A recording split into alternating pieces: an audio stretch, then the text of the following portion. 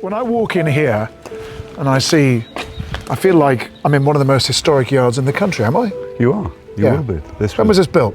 This was built by Alec Taylor in 1860 for a man called Sterling Crawford, who was his main owner and his cash generator for putting the place together. And it stood the test of time. It's a magnificent yard, 36 boxes, and it's got the most magnificent gallops attached to it. We don't now use these boxes per se for racehorses at the moment. They've got mares and foals and yearlings in, but it's a magnificent yard. And the Sangsters have been here since? Father bought here in 1984. 84? 84, so he bought it. In his prime, as it were? In his prime, he'd had Derby winners there with the Minstrel in 77, Golden Fleece in 82, it was El Grand Seigneur's year, 84, I think. Yeah, wonderful, wonderful days. It's a great day for the El Grand Seigneur. Your dad, Robert, the legend that he was a great friend of my father, Harry. Best of pals. And there were probably three things they had in common. Well, they had lots in common. Thoroughbred racehorses and the love of that. Dad was the son of a racehorse trainer, and Robert was the legendary owner that he was. Parties. Parties? They loved a bit of crack. Drinking and they having loved a good time. Loved a glass of champagne, and they always wore a nice suit and a nice Hermes tie. Yeah. And were well turned out men.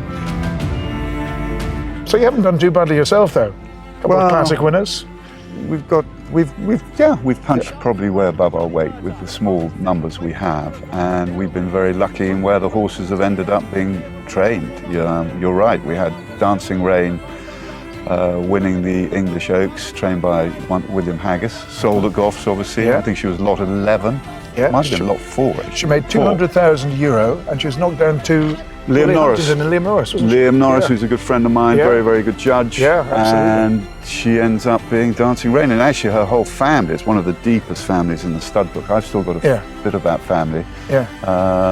Quite a bit of that family, actually. But she was a wonderful, wonderful filly and ended up being a very good broodmare. So we put her on the front of the Orby catalogue, and it helped promote our sale.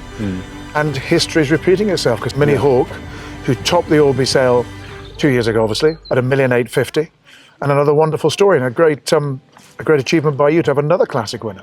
Listen, I got lucky there. I got lucky. Bought the mare through Orley and Keeneland, and we had we got lucky. We were in the right place at the right time, and Goss did a wonderful job selling, along with Camas Park, who consigned both of those horses, actually. So I'll tell you a story about when Minnie Hauk was sold.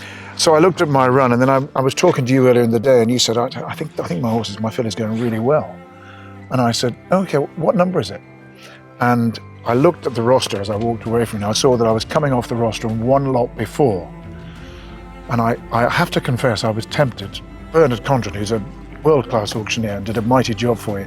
You did. But I nearly said to Bernard, I'll tell you what, I'll just do one more. And I thought, I can't do that. So I watched, delighted, because she topped the sale at $1,850,000, delighted for you. I was pleased that she'd gone to MV. And I thought to myself at the time, I'd love to have auctioned it, but you can't auction them all. But it doesn't matter, because, to be honest, the auctioneer is a mere incidental. And the good ones are arguably the easier ones to sell, because you just have to count for the big boys. And we had an amazing day that day, particularly. She was a standout filly. She looked a business. You just hope, that she's going to bring a fair price and go to a nice home. And two people got ding-danging at it. Kieran Lawler, who was a frustrated man at the end of the day.